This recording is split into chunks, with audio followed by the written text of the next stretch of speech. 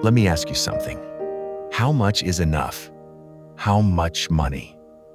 How many possessions does it take before you finally feel content?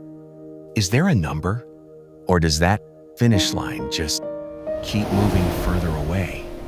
For thousands of years, the wisest voices in history, Buddha, Confucius, ancient Vedic sages, they all discovered something profound about wealth.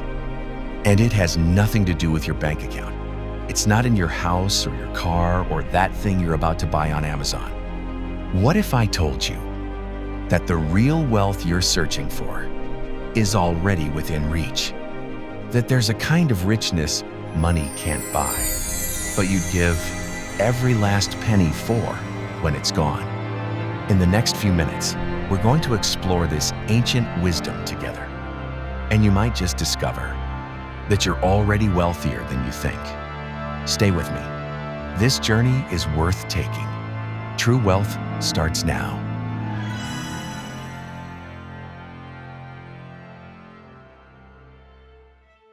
Let's start with a question we rarely ask ourselves out loud. How much is enough? Seriously, how much money? How many possessions does it take to finally feel content? Is there a number? Or does the finish line just keep moving further away? This constant chase for more can be exhausting, and it can make us forget just what true wealth really is. True wealth, well, isn't about having an abundance of things. It's the stuff that money can't buy, but you'd give every last penny for when it's gone. Just think about it. Have you ever been so sick that all you wanted was simply your health back? In that moment, your health was your only wealth. Or have you ever felt completely alone and then a friend reached out to you? That feeling of connection, that is a priceless kind of richness. This idea that our real wealth is in our health, our contentment, and our relationships isn't new. In fact, it's ancient. For thousands of years, the wisest voices in history have tried to guide us back to this simple truth. Today, we're going to explore their ancient wisdom as they help us find true wealth in our modern lives. For thousands of years, thinkers and spiritual leaders have pondered the nature of a truly rich life. Their words, passed down through generations, offer a powerful perspective that often goes against the grain of our modern world. Consider this profound statement from the ancient Vedic texts. It is not through wealth that immortality is attained. Think about that for a moment. These ancient sages understood that the things we accumulate in this life are temporary. True and lasting fulfillment lies somewhere else. Confucius, the great Chinese philosopher, offered a similar insight when he said, "The man who is satisfied with his lot is rich." This simple statement carries so much weight. It suggests that wealth isn't about having more, but about appreciating what you already have.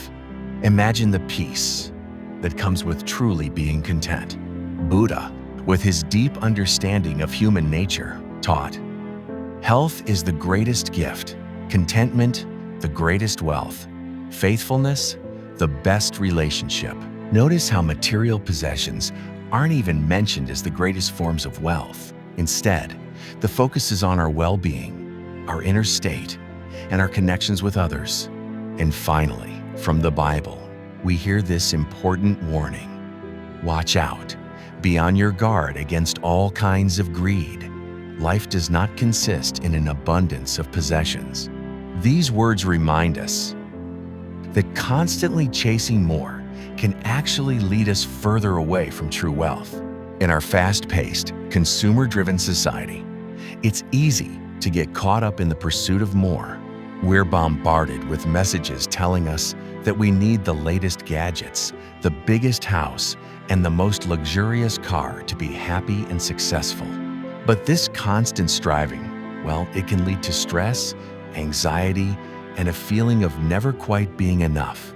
The wisdom of the ancients offers a powerful antidote to this way of thinking. It invites us to shift our focus from external possessions to internal riches.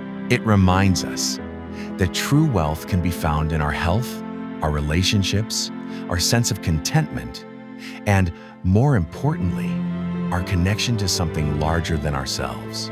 Practicing these principles might seem challenging, especially when we're facing real financial difficulties. But even small shifts in our mindset can have a profound impact. Imagine the freedom of not constantly worrying about keeping up with the Joneses. Imagine the joy of finding happiness in simple pleasures and meaningful connections. Imagine the peace that comes from knowing that your worth isn't tied to your net worth. This is the promise of true wealth. It's a wealth that can't be taken away, a wealth that nourishes the soul, and a wealth that leads to a deeper, more fulfilling life. So, what resonates with you the most from these ancient ideas? What's one small step can you personally take today to cultivate more of this true wealth in your own life? How did you learn this life lesson? Share your thoughts and experiences in the comments below. Your sharing may benefit another who needs to hear your words today. And if you know someone who could benefit from this ancient wisdom, please share this video with them.